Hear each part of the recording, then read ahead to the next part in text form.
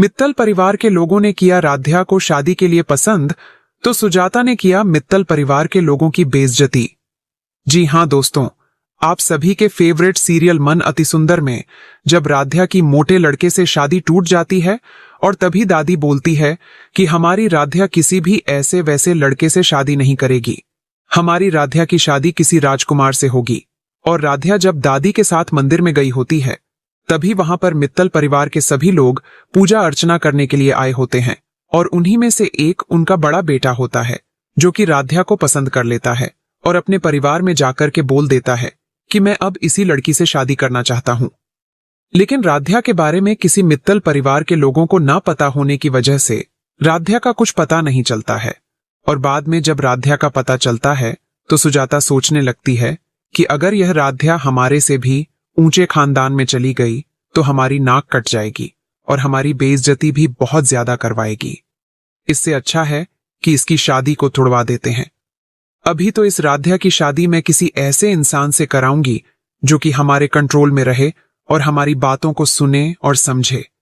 लेकिन राध्या भी लड़के को पसंद कर लेती है और जब वह लड़का और उसके परिवार के लोग राध्या के घर में आकर के यानी बंसल परिवार में आकर के अपनी बात को जग्गू जी और दादी जी को बताते हैं तो जग्गू जी पूरे तरीके से खुश हो जाते हैं और वह सोचने लगते हैं कि माँ जी ने एक दिन कहा था कि हमारी बेटी राध्या के लिए कोई राजकुमार आएगा और आज उनकी बात बिल्कुल सच हो गई है।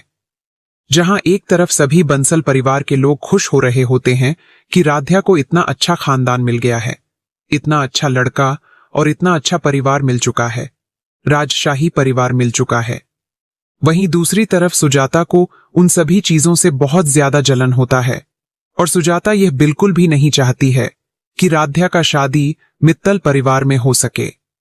लेकिन राध्या अब पूरे तरीके से मित्तल के प्यार में परेशान हो चुकी है और अब राध्या भी चाहती है कि उसका शादी मित्तल परिवार में ही हो।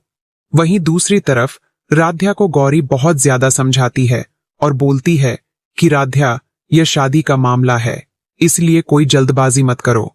सबसे पहले तुम जीजा जी को अच्छे तरीके से जान लो, उसकी बातों को समझ लो और उनका बिहेवियर भी चेक कर लो। इसी वजह से मोटे लड़के वाली शादी टूटी थी और तुम्हारी उम्र भी नहीं है शादी करने की। राधिका और दिव्यम के चले जाने के बाद आप लोग राध्या से कितना ज्यादा प्यार करते हैं और राध्या को कितना चाहते हैं। वह खुश रहे हमेशा।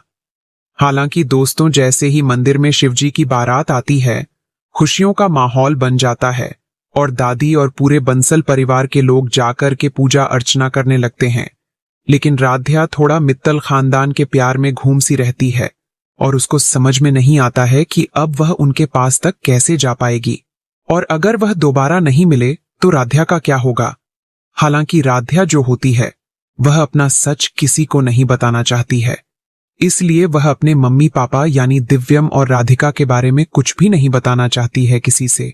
और वह यह भी नहीं बताना चाहती है कि उसको आंख से इतना ज्यादा डर लगता है।